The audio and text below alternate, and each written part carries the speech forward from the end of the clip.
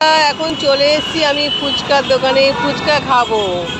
আপনাদের দেখালাম ভীষণ ঝাল গন্ধরাজ লেবু খুব ভালো করে মাখবেন, যাতে এই যে ভদ্রমহিলাগুলো প্রচণ্ড ঝাল খায়, এরা ঝাল ছাড়া খেতে পারে না।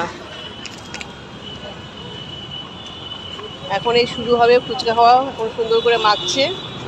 আপনাদের দেখলাম, আপনাদের কেমন লাগে? নিশ্চয়ই জিভে জল আসছে।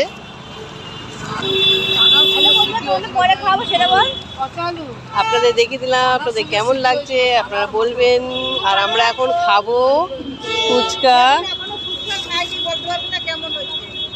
ওরা এখনো খায়নি, বলছে খাবো।